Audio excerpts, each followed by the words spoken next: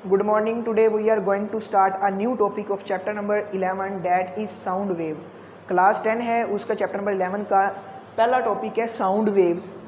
Sound क्या होती है, वेव क्या होती है। वेव का आपको पता है, हमने पिछले चैप्टर में डिस्कस किया था।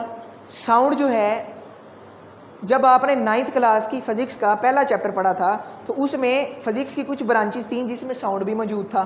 ठीक है, तो ये वही साउंड है, इसको हम डिस्कस करेंगे और हम ये देखेंगे कि ये जो साउंड की स्टडी है इसको हम क्या कहते हैं। इसके बाद हमें कुछ एग्जाम्पल करेंगे, एग्जाम्पल के ज़रिए हम समझेंगे कि साउंड किस तरह से एक जगह से दूसरी जगह जाती है। फिर एंड पे हम इसका कंक्लूजन ड्रा करेंगे, यानी कि एक हम पूरा एक टॉपिक उसको बयान करेंगे। तो आप टॉपिक को बुक से भी पढ़िएगा ताकि आपकी अंडरस्टैंडेबिलिटी ज़्यादा हो। सबसे पहले हम देख लेते हैं कि साउंड क्या होती है। साउंड के बारे में ये लिखेंगे हम कि sound is produced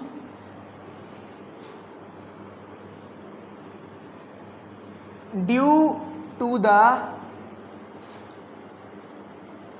vibration in a body.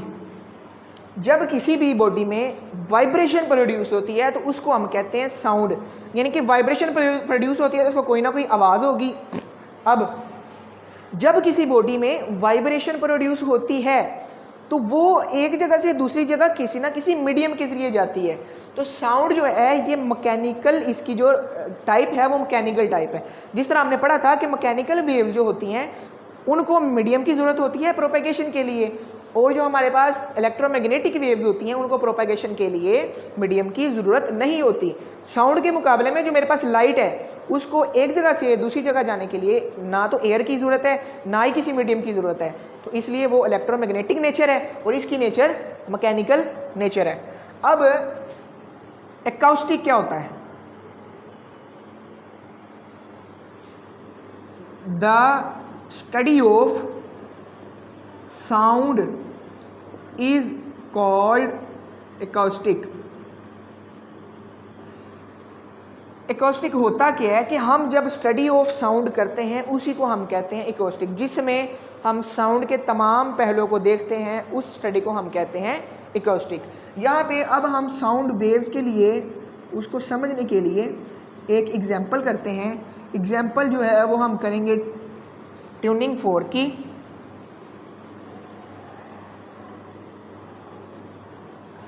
Tuning fork जो है वो इस तरह से एक आपकी स्कूल की लेबॉर्ट्री में इंस्ट्रूमेंट है, वो इस तरह से एक बना होता है, बिल्कुल इसी तरह जिस तरह आप घर में रोटी को तवे से उतारने के लिए चिमटा यूज़ करते हैं, जिस तरह वो एक लचकीला होता है, ये उससे भी ज़्यादा लचकीला होता है। इसको जब हम हिलाते हैं या किसी मीडियम से मारते हैं, मैंने इसको हाथ के साथ मारा, मैंने इसको बेंच के साथ मारा, दरवाजे के साथ मारा, तीनों पे इसकी वाइब्रेशन होगी, साउंड पैदा होगी, लेकिन उनके असरात अलग अलग होंगे। जब मैं इसको हाथ के साथ मारूंगा तो इसके जो साउंड पैदा होगी वो किसी और तरह से होगी और उसकी मैग्नीट्यूड, उसका एम्पलीट्यूड जो है डिफरेंट होगा। जब मैं इसको बेंच के साथ मारूंगा डिफरेंट होगा, दरवाजे के साथ मारूंगा तो डिफरेंट होगा, यानी कि मीडियम भी डिपेंड करता है।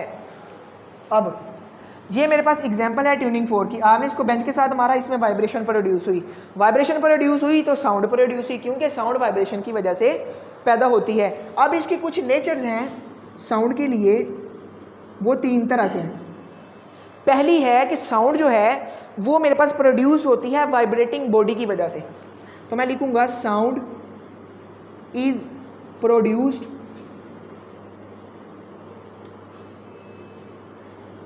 Due to a vibrating body. Sound जो है वाइब्रेटिंग बॉडी की वजह से प्रोड्यूस होती है। जब किसी बॉडी ने वाइब्रेट किया तो साउंड प्रोड्यूस हुई, ये बात हम पहले भी देख चुके हैं। दूसरा है साउंड नीड अ मीडियम।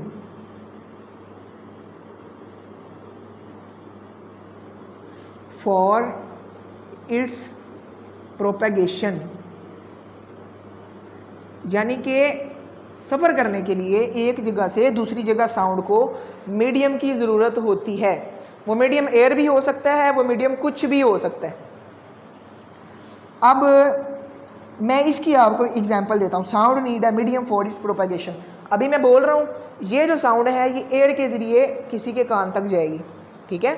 अब जब कि मैंने एक लंबा सा लोहा है उसके साथ कान लगा लिया और दूसरी तरफ जाके मैंने उसको चाबी से या किसी भी चीज़ से उसको मारा, तो उसमें अब जो साउंड उसका मीडियम जो है वो होगी रॉड जो होगी लोहे की, वो उसका मीडियम हो जाएगा, यानी कि मीडियम चेंज भी हो सकता है। तीसरी जो है साउंड की लॉन्गिट्यूजनल nature of sound, nature of sound. जब आपने साउंड का टॉपिक क्रिएट करना है, साउंड के बारे में बताना है, उसका बताना है कि किस ब्रांच उसकी स्टडी को क्या कहते हैं, एग्जांपल बतानी है ट्यूनिंग फोर की, उसके बाद ये 3 नेचर बतानी है। इसको मैंने आपको एक्सप्लेन किया, ये आसान है, वाइब्रेशन की वजह से पैदा होती है, इसकी एग्जांपल मैंने आपको दे दी और अब मैं इसकी एग्जांपल दे रहा हूँ लॉन्गिट्यूजनल नेचर ऑफ साउंड। इसको हम समझते हैं। मैंने ये ट्यूनिंग फोर्क लिया, हमने चैप्टर नंबर 10 में ये डिस्कस किया था कि लॉन्गिट्यूजनल जो है वेव्स वो क्या होती हैं। बेसिकली लॉन्गिट्यूजनल वेव्स और ट्रांसफर वेव्स भी होती मैकेनिकल हैं, यानी कि जिनको मूव करने के लिए मीडियम की ज़रूरत होती है।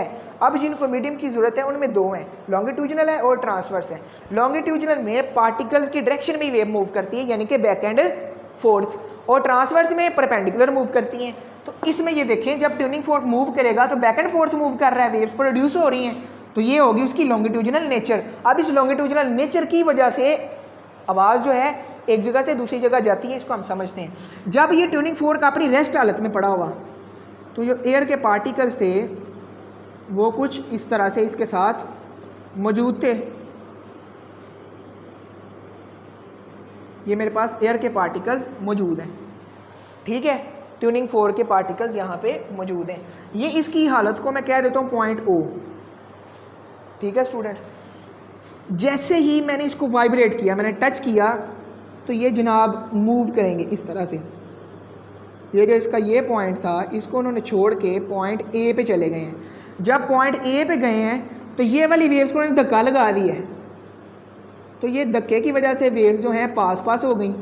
अब ये धक्का इतना सख्त नहीं था कि आगे वाली सारी ही वेव्स ही पास पास हो जाएं, ये कुछ पास पास हो गई और बाकी वहीं पे ही रही, बाकी वहीं पे ही मौजूद हैं जहाँ पे वो थी। तो ये कुछ वेव्स पास पास होगी। जैसे ही ये पलट के इस पॉइंट पे आएगा वापिस, तो ये वापस से खुल जाएंगी, ये वापस से खुल जाएंगी, और उसके पीछे वालों के इनके खुलने की वजह से धक्का लगेगा। जैसे हम किसी लाइन में होते हैं, एक बंदा जैसे लाइन छोड़े तो आगे को जाके गिर जाते हैं बाकी, तो बिल्कुल इसी तरह ये जब वापस को इसके वापस आने की वजह से वापस आई, तो इन वाली वेव्स को धक्का लगना शुरू हो गया उधर से, तो ये पास पास हो गई, ये पास पास हो गई, और बाकी ओपनली वैसे ही मौजूद हैं जैसे वो मौजूद थी। बड़ी आसानी से ये बात आपको समझा रहा हूँ। ये जो पास पास है इनको हम ज़रा गहरा कर देते हैं, ये पास पास है, ठीक है। इसी तरह से ये मूव करता जाएगा। तो कंप्रेशन, इसको हमने पढ़ा था पिछले ही चैप्टर में कि ये जो पास होकर कंप्रेस हो जाती है उसको हम कहते हैं कंप्रेशन, और जो ओपन होती हैं उनको हम कहते हैं रेयरफैक्शंस। ये कंप्रेशन है, ये कंप्रेशन है, ये पूरा रेयरफैक्शन है, ये कंप्रेशन है, ये भी कंप्रेशन है। ये जो ओपन है ये रेयरफैक्शन है, और ये जो 2 ओपन हैं ये दोनों रेयरफैक्शन है, ठीक है। अब एक कॉन्सेप्ट और था कि 2 कंप्रेशन के दरमियान का फासला और 2 रेयरफैक्शन के दरमियान का फासला, वो कहलाता है मेरे पास वेवलेंथ। तो इसकी कोई ना कोई वेवलेंथ भी होगी। अब देखिए, कंप्रेशन को पैदा होने के लिए, रेयरफैक्शन को पैदा होने के लिए मीडियम की ज़रूरत थी, यानी कि मीडियम एयर के पार्टिकल्स थे, तो उनमें या तो कंप्रेशन पैदा हुआ है या उनमें रेयरफैक्शन पैदा हुआ है। इसी की वजह से कंप्रेशन मूव करता जाएगा, रेयरफैक्शन मूव करता जाएगा, आपकी आवाज़ को उठा के एज अ स्टोरेज वो आपके कान तक पहुंचा देंगे। तो इस तरह आवाज़ जो है एक जगह से दूसरी जगह पे प्रोपागेट करती है, यानी कि उसको मीडियम की ज़रूरत पड़ी। मीडियम यहाँ पे क्या था, मेरे पास एयर था, वो हमारे कान में आया, हमने उसको सुन लिया, हमने आवाज़ को सुना तो हमें समझ आ गई कि ये बंदा क्या कहना चाह रहा है। तो ये हमारे पास साउंड के बारे में, ये उसकी 3 नेचर को आपने लिखा, उसके बाद तीनों को डिस्कस किया। इसको ज़रा लॉन्ग थी, हमने एग्जाम्पल के ज़रिए डिस्कस कर लिया।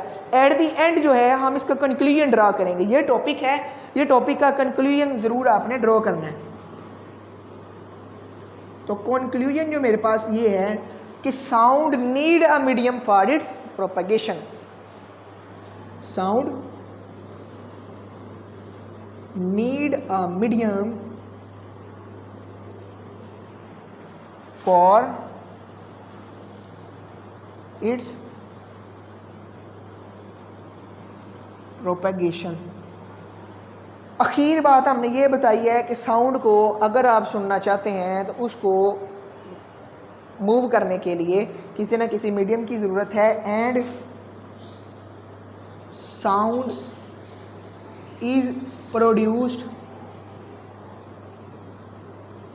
Due to the vibration in a body, due to vibration in a body.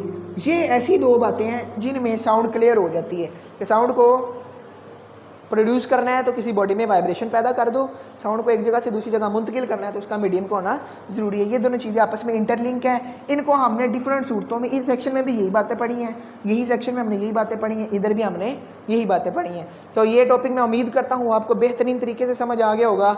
11.2 topic को हम नेक्स्ट लेक्चर में डिस्कस करेंगे। आज के लिए इतना ही। अगर कोई बात आपको समझ ना आई हो आप कमेंट करके पूछ सकते हैं, मैं आपको जल्दी से आंसर करने की कोशिश करूँगा। अल्लाह हाफिज़।